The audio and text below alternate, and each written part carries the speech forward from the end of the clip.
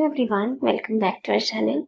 Today we are going to practice some questions based on one word substitution for upcoming examinations. तो one word substitution पे based कुछ questions practice करते हैं जो upcoming exams के लिए important रहेगा. ये सब previous year questions हैं. So let's start. Question number 1.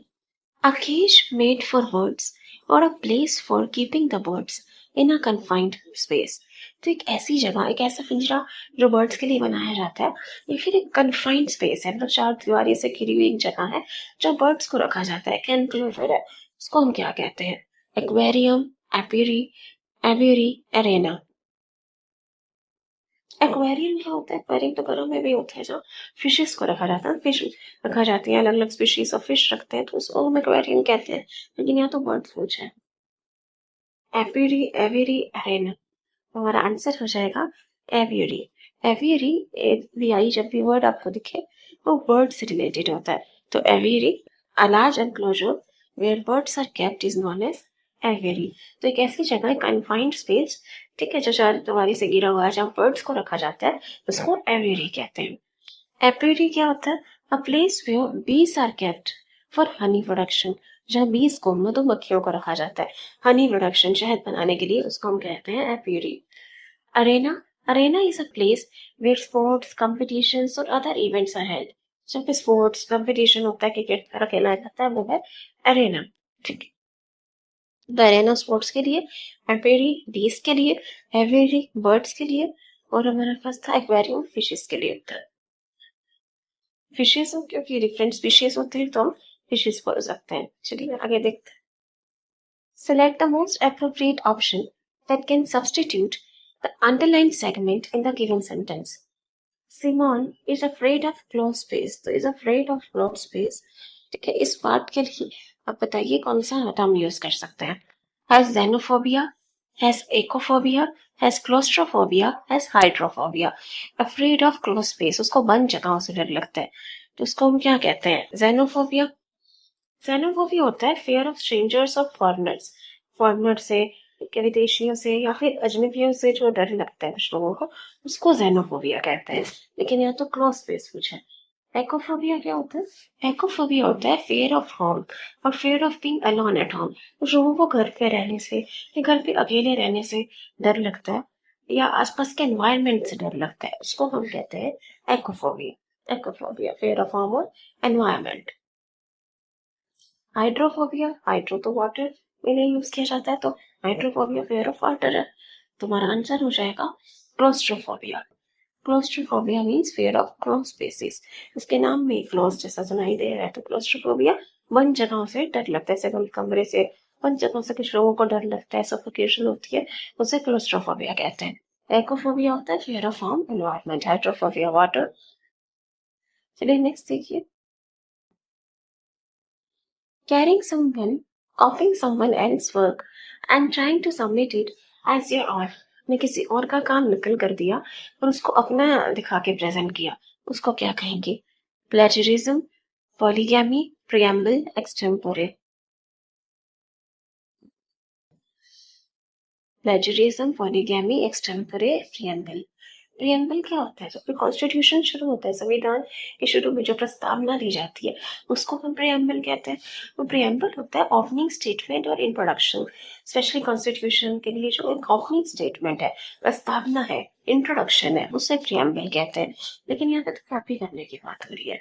एक्सटेम्पोरे, एक्सटेम्पोरे तो मैं याद किया था जब उसी टाइम पर आपको बोलना पड़ेगा, specially speech delivered without preparation, बिना किसी तैयारी, बिना किसी नोट्स के अगर आपको कोई स्पीच देने पड़ेगी, उसको हम कहेंगे एक्सटेम्पोरे, जो उसी टाइम पर आपको कर रहे हो, इसके लिए पहले प्रिपरेशन करने का टाइम नहीं मिला, तो वो है एक्सटेम्पोरे. कॉपी होता नहीं. पॉलीगैमी क्या होता है? Practice of having more than one spouse.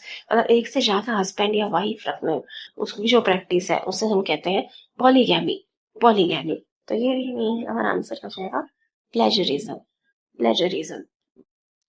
Plagiarism means copying someone else's works or ideas and presenting them as your own. तो किसी और की जो काम था, आपने कॉपी करके अपना प्रेजेंट कर दिया, अपना नाम लिख दिया, वो है प्लेजरिज्म. तो प्ले कर लेना.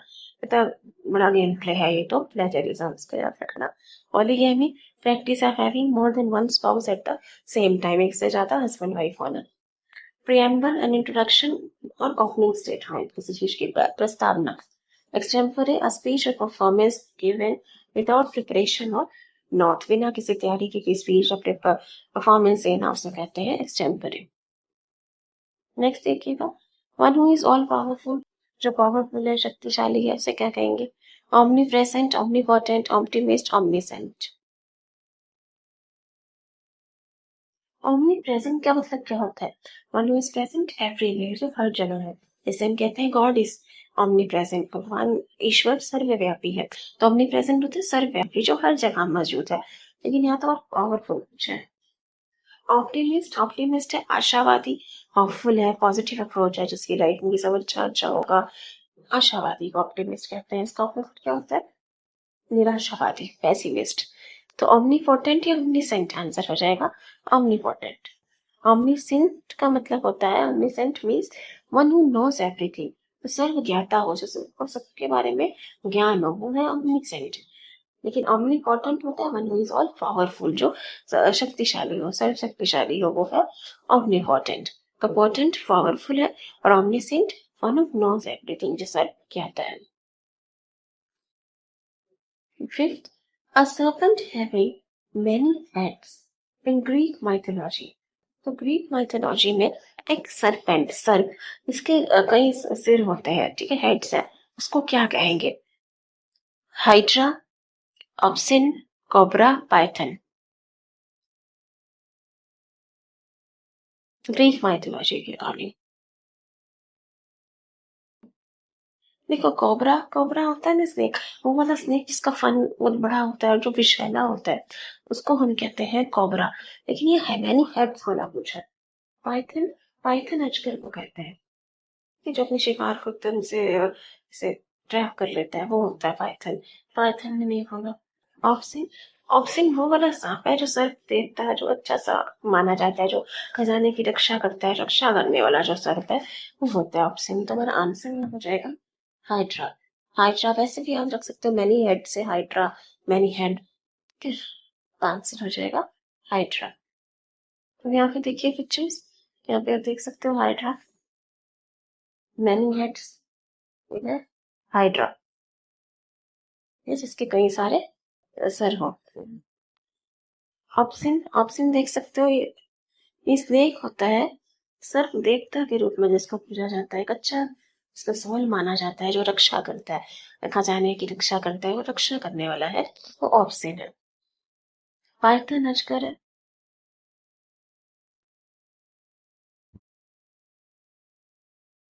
और ये है कोबरा। कोबरा कौन से वाला स्नेक होता है? विषैला सांप होता है जो अपना फन फैलाता है, कोबरा। तो hydra many heads, cobra poisonous जो अपना फन फैलाता है, ऑप्सिन अच्छे वाला सर्प होता है जो रक्षा करता है, और पाइथन अजगर को कहते हैं जो अपने शिकार को दबोच लेता है। ठीक है, तो ये सब स्नेक्स की टाइप्स है। तुम्हारा आंसर यहाँ पे हो जाएगा hydra, many heads, hydra. Next देखिए, there is an increasing number of people who don't believe in the existence of God. तो जो लोग ईश्वर में नहीं मानते, भगवान में नहीं मानते, उनको क्या कहेंगे? Seers, atheists, fugitives, cynics. Answer क्या हो जाएगा? आंसर हो जाएगा हमारा एथिस्ट। थीस्ट होता है जो भगवान में मानता है, और एथिस्ट जो ईश्वर में नहीं विश्वास रखते, उनको हम कहते हैं नास्तिक, एथिस्ट। सिनिक, सिनिक क्या होता है? सिनिक होता है जो डाउटर, जिसको कहते हैं, मतलब दूसरे लोगों पे शक करते रहते हैं, सिर्फ ये करते हैं कि अगर कोई उनकी हेल्प भी कर रहा है तो उसका सेल्फिश मोटिव है, कुछ स्वार्थ है। Everyone is driven by selfish motive, जिनकी ऐसी बिलीफ हो, उनको हम सैनिक कहते हैं। सीड्स और फ्यूजिटिव का मतलब क्या है? फ्यूजिटिव का मतलब होता है पीपल हु हैव एस्केप्ड और are hiding specially to avoid being caught और अरेस्टेड। मतलब जो लोग फरार है, भगोड़े हैं, मतलब छुप के रह रहे हैं कि वो अरेस्ट ना हो जाए या फिर पकड़े ना जाए, फरार को हम कहते हैं फ्यूजिटिव। और सीड्स का मतलब क्या होता है? People who are believe to have special ability to see or understand things that others cannot. तो ऐसे लोग जो भविष्य देख सकते हैं, दूरदृष्टि है, जिनकी वो चीजें देख सकते हैं जो बाकी लोग नहीं देख सकते, उसको हम कहते हैं सीड्स। सी से आप याद रखिए, सीड्स देखना, तो दूर का जो देख सकते हैं सीड्स। फ्यूजिटिव और फरार से याद रख लेना, ठीक है, दोनों ही फांस है। एथिस्ट को पता ही है, नास्तिक को कहते हैं, और silly doctor. Next, one who's a newcomer, जो फ्रेशर है, न्यू कमर है, इसके लिए कौन से टर्म यूज करते हैं? Polyglot, nepotist, neophyte, narcissist.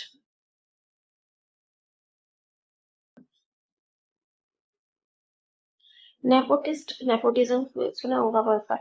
Nepotism कहते हैं भाई भतीजा बात को, मतलब अपने किसी को आगे करना, किसी काम में, बिजनेस में, एम्प्लॉयमेंट में, किसी अपने को आगे करना, किसी अपने भाई भतीजा वाले सके को आगे करना, उसे हम कहते हैं नेपोटिज्म। तो वहीं से आया नेपोटिस्ट।